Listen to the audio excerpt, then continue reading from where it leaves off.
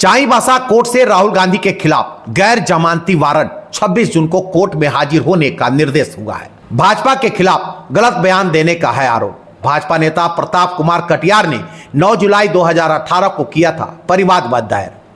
Chaibasa court ने कांग्रेस सांसद राहुल गांधी के खिलाफ गैर जमानती वारंट निर्गत किया है। राहुल गांधी पर भाजपा के खिलाफ गलत बयान देने का मामला दर्ज किया गया था। भाजपा नेता प्रताप कुमार कटियार द्वारा 9 जुलाई 2018 को मुख्य न्यायिक दंडाधिकारी के यहां परिवाद पत्र दाखिल किया गया था, जिसमें बताया गया था कि राहुल गांधी के बयान से भाजपा के मान सम्मान को ठेस पहुंचा है। 20 फरवरी 2020 को हाई कोर्ट के आदेशानुसार उक्त वाद को Ranchi special court MP MLA में भेज दिया गया था। इसके बाद पुनः हाई कोर्ट के आदेशानुसार उक्त वाद को Chaibasa special MP MLA court में 2021 में भेज दिया गया। इसके बाद यहां न्यायिक दंडाधिकारी द्वारा इस मामले में संज्ञान लेते हुए वर्ष 2022 में राहुल गांधी को समन भेजा गया। समन मिलने के बाद भी राहुल गांधी न्यायालय में उपस्थित नहीं हुए, जिसके बाद न्यायालय द्वारा वर्ष 2023 में उनके खिलाफ जमानती वारंट भेजा गया। फिर भी राहुल गांधी उपस्थित नहीं हुए, तब न्यायालय द्वारा 2024 में गैर जमानती वारंट भेजा गया। इधर राहुल गांधी द्वारा हाई कोर्ट में वारंट को रोकने के लिए WUPCR नंबर 230/2024 दाखिल किया गया। उसे 20 मार्च 2024 को डिस्पोजल कर दिया गया। इसके बाद राहुल गांधी द्वारा चाईबासा कोर्ट में धारा 205 CRPC के तहत आवेदन दिया गया। इसे भी कोर्ट द्वारा खारिज कर दिया गया। अब उनके खिलाफ कोर्ट ने गैर जमानती वारंट निर्गत किया है।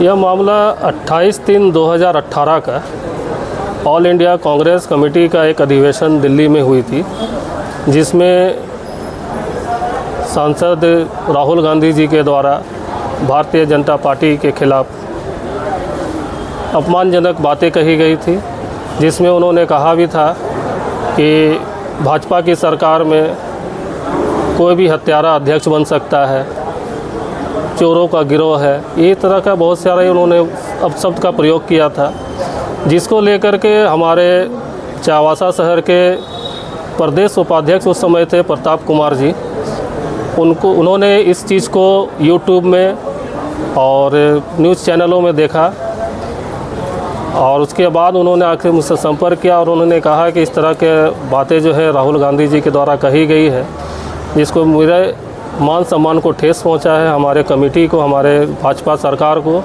उसके खिलाफ हमें अवमानना का केस दाखिल करना है। हमारे भारतीय जनता पार्टी के उस समय के तत्कालीन राष्ट्रीय अध्यक्ष आदरणीय अमित शाह जी के ऊपर टिप्पणी की गई थी राहुल गांधी जी माननीय सांसद जी के द्वारा कि हत्यारा भी भारतीय जनता पार्टी में राष्ट्रीय अध्यक्ष बन सकता है, और उसमें और भी कई बातें कही थी, जिन बातों से मुझे बहुत आहत हुआ, क्योंकि मैं भारतीय जनता पार्टी का कार्यकर्ता हूँ। कार्यकर्ता होने के नाते मेरे मन में लगा कि भाई ऐसे पार्टी में हम जुड़े हैं क्या कि जिस पार्टी में इस तरह के बयान हमारे राष्ट्रीय अध्यक्ष पर दिया जा रहा है। तो जब हमने पता किया तो उसमें लगा हमको कि नहीं, मैं पार्टी में सही जुड़ा हुआ हूँ, लेकिन मेरे राष्ट्रीय अध्यक्ष के ऊपर गलत बयान दिया जा रहा है। तो मैंने अधिवक्ताओं से सलाह लिया और सलाह लेने के बाद लगा कि अगर आप आहत हैं तो आप इस पर कानूनी कार्रवाई की मांग कर सकते हैं। उसके कुछ दिनों के बाद फिर मुझे कई लोगों ने और भी कहा, हमारे संपर्कित लोग, हमारे शुभचिंतक लोगों ने कहा कि आप कैसे पार्टी में जुड़े हैं जिसमें राष्ट्रीय अध्यक्ष आपका हत्यारा है। मुझे और तकलीफ़ हुआ कि मेरे पार्टी में सही में ऐसा कुछ है क्या। तो ये जो बार बार, एक बार नहीं, 2 बार नहीं, 3 बार मेरे निजी कार्यालय पर भी जब लोग आते थे तो कई बार इस विषय पर डिस्कशन हुआ।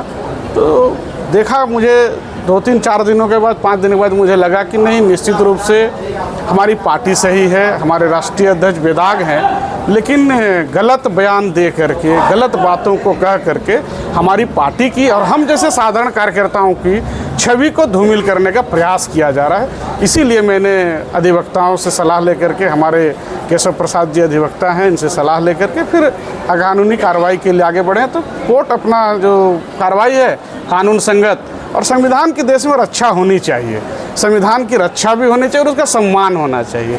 इसे मैं तो यही कहूँगा कि सम्मान सब लोग करें। मैं भी सम्मान करता हूँ संविधान का, और संविधान पर मुझे भरोसा है।